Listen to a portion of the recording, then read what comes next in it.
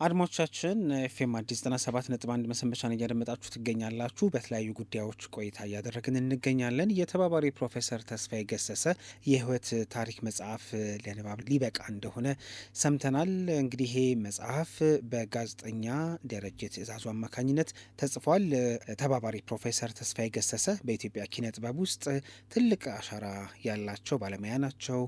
በትወናው ደግሞ በመድረክም እንዲሁም ደግሞ በፊልሞ በተከታታይ የቴሌቪዥን ድራማዎች ጭምር ትልቅ ሚና ያላቸው ሰው ናቸው። ለማንኛውም ደረጀ ካሁን ቀደም የጋዜጠኛና የደራሲ ታሪክ ተመራማሪ ጳውሎስ ኑኞን የህይወት ታሪክ አዘጋጅቶ ለአንባቢ አድርሷል። አሁን እንግዲህ ደግሞ የአንጋፋውን የጥበብ ሰው የተባባሪ ፕሮፌሰር ተስፋዬ ገሰሰን የህይወት ታሪክ ነው የሰነደው። ይህንን መጽሐፍ መነሻ አድርገን እንደ የመጽሐፍ እድሉን አግኝቷል። እንዴት ነበር ይሄ እድል የተፈጠረውና ስለ መጽሐፉ ጥቂት ጉዳዮችን እንዲነግረን ነዋሪ ከሆነበት ካናዳ ጋብዘነዋል። እንደምን አለህ ደረጀ? እግዚአብሔር ይመስገን። እንዴት ነህ? አለን ይመስገን። ደስ ብሎኛል ስለተገናኘን። እንዴት ነው ህይወት?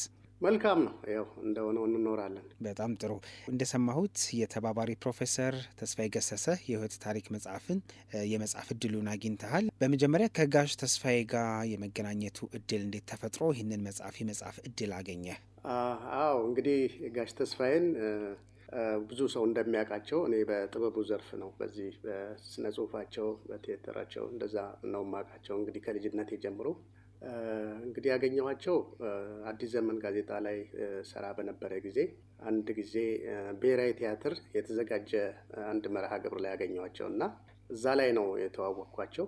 ከዚያ በኋላ እዚሁ አዲስ ዘመን ህይወት እንዲህ ናት የሚል አምድ ላይ እንደው ስለ ስራቸውና ማንነታቸው ጥቂት ነገር እንዲሉኝ ጋበዝኳቸው እና እዛ ላይ ኢንተርቪው አደረግኳቸው እና ወጣ ጋዜጣው።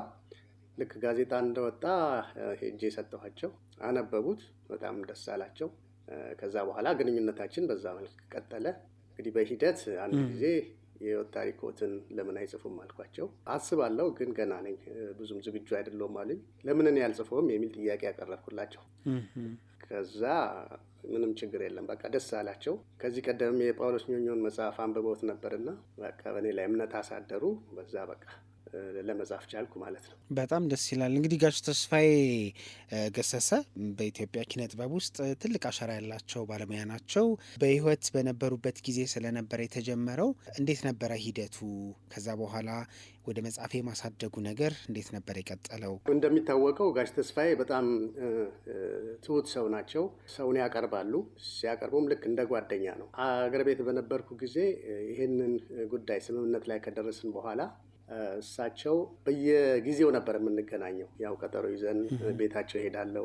አንዳንድ መርሃ ግብር ላይ ሲገኙም እከተላቸዋለሁ። ከዛ በኋላ ስራዎቻቸውን አጠናለሁ። እማኝ የሚሆኑ ወዳጆቻቸውን አናግራለሁ። በዚህ መልክ ነው በቃ ስሰራ የነበረው አገር ቤት እያለሁ እና 2013 ላይ ነው ኮቪድ የሚባል በሽታ ነበረ። በጣም ሰውን የማያገናኝ ነበረ እና እኔም በዛ ወቅት ወደ ካናዳ የመምጣቱ ሁኔታ ተፈጠረ፣ ጋፕ ተፈጠረ። የሆነ ሆኖ ግን በዛ ወቅት እቅዳችን ምን ነበረ? በ85ኛ ዓመት የልደት በዓላቸው ላይ ነበረ መጽሐፋቸውን ጨርሼ ልናስመርቅ ያሰብነው እና ያቀድነው። እሳቸው በህይወት በነበሩ ጊዜ ከ60-70% በላይ ነበረ የጨረስኩት። በኋላ እዚህ ካናዳ ከመጣሁ በኋላ ነው እሳቸው ያረፉት። ይሁንና አንዳንድ ክፍተቶች ነበሩ። ከዛሬ 2 ዓመት በፊት እንደው አገር ቤት ተመልሼ አንዳንድ ክፍተቶችን ለመሙላት ሞክሬያለሁ እና በሂደት እንግዲህ ዛሬ ላይ ደርሷል። እሳቸው በህይወት ባይኖሩም መጽሐፋቸው በገባሁት ቃል መሰረት የእሳቸውን ቃል ጠብቄ ለማውጣት ዝግጁ ነኝ። በዚህም ደስተኛ ነኝ። የዚህ ኪነ ጥበብ ሙያ ላይ በትወና ላይ እንደ ምልክት መቆጠር ከሚገባቸው ሰዎች መካከል አንዱ ናቸው ብዬ አስባለሁኝ እና ጋሽ ተስፋዬን በተለያየ መንገድ ሚዲያ ላይም ጭምር ያውቋቸዋል። የሚገምቱት ባህሪ ይኖራቸዋል። ህይወት ታሪክ አጻጻፍ አንጻር ያንተ ልምድ አለና ምን ነገር ተካተተበት? እንግዲህ ጋሽ ተስፋዬ የህዝብ ሰው ናቸው ማለት ግልጽ ናቸው። ሚዲያም ላይ ችግር የለባቸውም። ፊት ለፊት ናቸው ነገራቸው ሁሉና እኔ ባደረግኩት ጥናትና ፍተሻ ጋሽ ተስፋዬን ፊት ለፊት የሚታይባቸው ባህሪና ውስጣዊ ማንነታቸው በተወሰነ መልኩ ተቃርኖ እንዳለው ነው ያገኘሁት። ይህ ማለት ምን ማለት ነው? ጋሽ ተስፋዬ በጣም ደስተኛ ይመስላሉ። ተጫዋች ናቸው፣ ተዝናኝ ናቸው። እንዲህ ጣጣ የሌለባቸው ሰው ነው የሚመስሉት። በባህሪያቸው ፊት ለፊት በሚታየው ግን ውስጣቸው ህመም ነበረ። ያንንም ስልህ እንዴት ነው ቁጭት ነበረ፣ ሀዘን ነበረ። ይህንንም ደግሞ በስራዎቻቸው ያንጸባርቁታል። እንደው ውስጥ ፈተሽ ብናረጋቸው ስራዎቻቸውን እንዲህ አይነት ባህሪ ያላቸው ግጥሞቻቸው፣ እንደዚህ ትርጉም ስራዎቻቸው እንዲህ ጨለምተኝነት ይታይባቸዋል። ይህ የመጣ ያለ ምክንያት አይደለም። እንግዲህ ከአስተዳደግም ከምንም ሊሆን ይችላል። ብዙ መጽሐፉን ሲነበብ የሚታይ ነገር ነው። ይሁንና ይሄ የመጣው ምንድን ነው? በእውቀት የካበቱ ሰው ናቸው። በሀገራችን የኪነ ጥበብ ዘርፍ በተለይ በስነ ጽሁፉ፣ በቲያትሩ ዘርፍ ግንባር ቀደም የሚባሉ ናቸው። እሳቸው ናቸው ዘመናዊነትን ያስፋፉት ያመጡት። ዛሬ በተለያየ የኪነ ጥበብ ዘርፍ ያሉ ሰዎች ሁሉ የእሳቸው ተማሪዎች ናቸው። በዛም በዚህም ቢሆን ወይ አለቃ ነበሩ ወይ ጓደኛ ናቸው። እንደዚህ ነው እና ምንድነው እውቀታቸውን እና ልምዳቸውን እንደው እሳቸው በሚፈልጉት መጠን አካፍለው ባለመጨረሳቸው የሆነ ቁጭት ነገር ይሰማቸዋል። ያ ነገር አለ እና እንግዲህ ትንሽ የተቃርኖ ነገር ሊታይበት ይችላል። አዳዲስ ነገር የሚባለው ሌላው ሲነበብ የሚታይ ነገር ነው። እንግዲህ ትክክል። በጣም የገረመ ነገር ምንድን ነው እሳቸውን በማግኘትና በመጠየቅ ሂደት ውስጥ ለአንተ በጣም የሚደንቅህ በጣም የሚገርምህ የጋሽ ተስፋዬ ገሰሰ ባህሪ? በጣም የገረመኝ ነገር ምን መሰለህ? ከጋሽ ተስፋዬ ባህሪ መጨረሻ ላይ መጽሐፉን ጽፌ ላጠናቀቅ ስል የተረዳሁት ነገር ምንድን ነው? የጳውሎስ ኞኞ ማንነትና የጋሽ ተስፋዬ ማንነት በአመዛኙ የተመሳሰለ መሆኑ ነው የገረመኝ። ሁለቱም ትውልዳቸው ሀረር ነው። በአንድ ዘመን ነው የኖሩት። ጳውሎስ ቀደም ብሎ ቢያልፍም ስራዎቻቸው በዛ ዘመን ነው ገድነው የነበሩትና አንድ እሱ። ሁለተኛ ነገር ሁለቱም የሌላ ዜጋ ዘር እንዳለባቸው ነው የሚታወቀው። የጳውሎስ ተረጋግጧል የግሪካዊ መሆኑ። የጋሽ ተስፋዬ ከጣሊያን ነው እየተባለ ይነገራል፣ ግን ተጨባጭ ነገር አልተገኘም። እሱም ይሄን ነገር አላመነም። ይሄ ነገር አለ።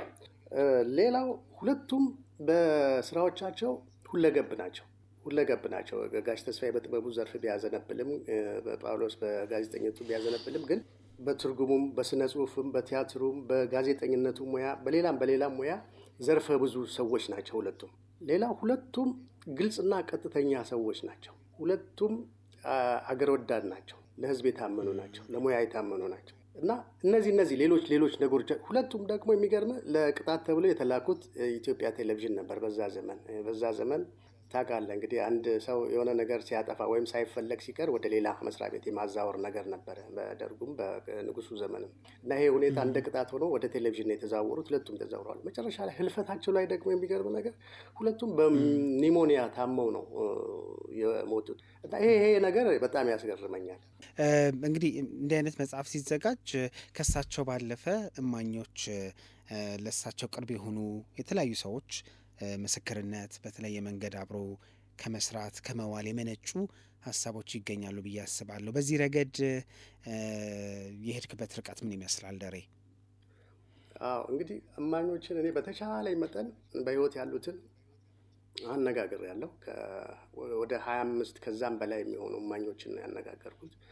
የቅርብ ሰዎች የምላቸውን በህይወት በነበሩ ጊዜ ያነጋገርኳቸው ነበሩ። ከነ መራዊ ስጦት አርቲስት ተስፋዬ አበበ ፋዘር የቅርብ ሰው የሚባሉት እና ሌሎችም አሉ። እነ ሳህለ ስላሴ ብርሃነ ማርያም ደራሲ ናቸው፣ ተርጓሚ ናቸው፣ በደንብ ይታወቃሉ። እነ ጋሽ አስፋው ዳምጤ ሀያሲ ናቸው። ሌሎችም አሉ። በቃ በልጅነት ጀምሮ ጓደኛ የነበሩ በኋላም ተማሪዎቻቸው የነበሩ በፊልምም በቲያትሩም በስነ ጽሁፍም እሳቸውም በአግባቡ የሚያውቋቸውን ሰዎች እማኝ አድርጌ ያነጋግሬያለሁ። ቤተሰቦቻቸውን፣ ዘመዶቻቸውን፣ ሌሎችም እንደው አድናቂ በተለየ መልኩ ያሉ ሰዎችን ሁሉ አነጋግሬያለሁ። በዚህ ደረጃ ችግር የለብኝም። ችግር አልነበረብኝም ማለት ችግር አልገጠመኝም። ስለ ጋዜጠኝነት ሙያውም ራሱ ኮንታክት ለመፍጠር ያግዛልና በዚህ እድለኛ ነበርኩና ምንም ችግር አልገጠመኝም። ሌላው ሰነዶችን ፈትሻለሁ። የጋሽ ተስፋዬ የተለያዩ ተቋማት ነው እንግዲህ የሰሩት። ኢትዮጵያ ቴሌቪዥን፣ በተለይ የአዲስ አበባ ዩኒቨርሲቲ እና የቴሌኮሙኒኬሽን፣ እነዚህ ሶስቱ መስሪያ ቤቶች የጋሽ ተስፋዬን ፕሮፋይል በአግባቡ ጠብቀው ተንከባክበው ነው የያዙት። በጣም የሚመሰገኑ ናቸው። ጥሩም ተባባሪዎቼ ነበሩ። ጋሽ ተስፋዬ እንግዲህ ይሄን እንድጽፍ ሲፈቅዱልኝ በወረቀት ነው ጽፈው ይሰጠው ይፈቀድለት ብለው ፈርመው ስለነበረ በዛ አግባብ ይሄንን ጉዳይ አግኝቻለሁ እና በጣም ደስተኛ ነኝ። ጥሩ መረጃ አግኝቻለሁ። ሌላው ስራዎቹን ፈትሻለሁ፣ አንብቤያለሁ።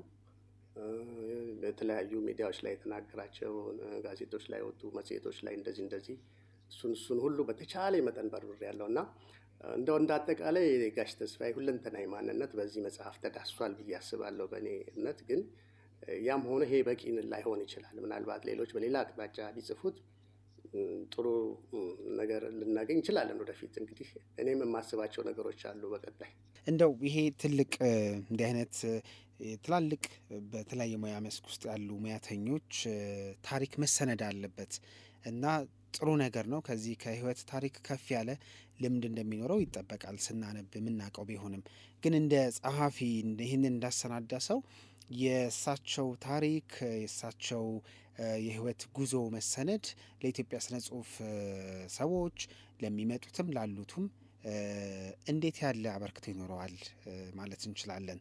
ከዚህ መጽሐፍ ምን ይወሰዳል? አንደኛ እንግዲህ በጥበቡ ዘርፍ ናቸው አይደለ ጋሽ ተስፋዬ የኖሩበት።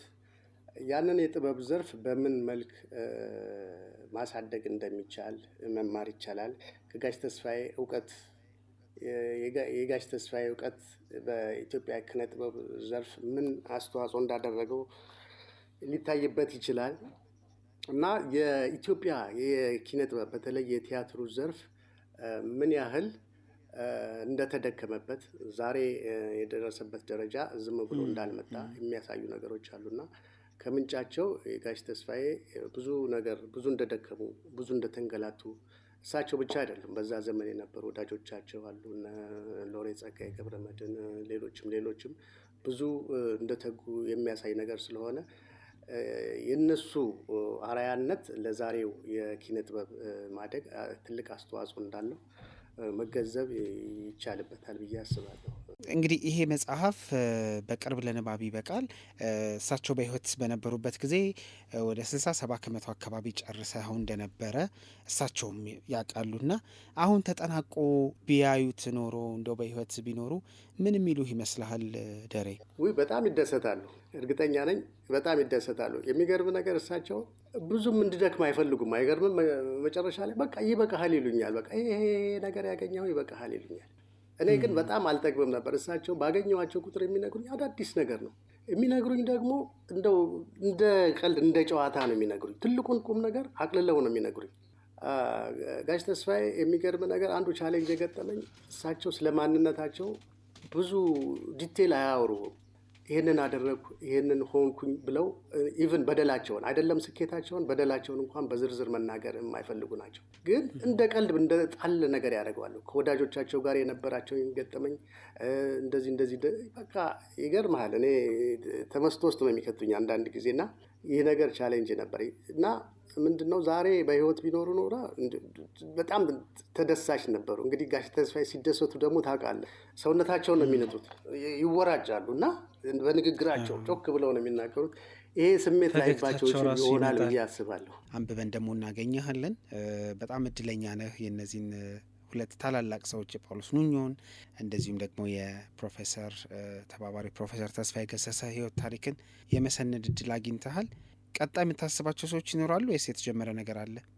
ቀጣይ ነገሮች አሉ። የሚገርም ነገር የጋሽ ተስፋዬ ነገር ራሱ አላለቀም። ጋሽ ተስፋዬ በኖረባቸው ዘመኖች ሁሉ ዳያሪውን ሲያዘጋጅ ነው የኖረው። በነበረን ግንኙነት ላይብረሪውን ደጋግሜ አይቼዋለሁ፣ አስጎብኝቶኛል እና ታሪኮችንም ነግሮኛል እና በርካታ ዳያሪዎች አሉት። ምናልባትም ወደ 20 ሳይጠጉ ይቀራሉ ብለን ማስታወሻ በየዕለቱ ይዛሉ ማለት ነው። በየዕለቱ ይዛሉ። አዎ። እና ያ ራሱን ችሎ ትልቅ ግዙፍ መጽሐፍ ሊወጣ የሚችል ነው። እሱ እንግዲህ ከቤተሰቡ ተነጋግሬ ወደፊት የሚሆን ከሆነ በዛ መልክ ላዘጋጅ ሀሳብ አለኝ። በጣም ጥሩ። ያው እንዲሳካልን እንመኛለን። በጣም አመሰግናለሁ ደሬ ለሰጠህን ጊዜ። ሲወጣ ደግሞ እንገናኛለን። ለአሁኑ በጣም አመሰግናለሁኝ። እግዚአብሔር ይስጥልኝ። እናንተም በርቱ፣ እንገናኛለን።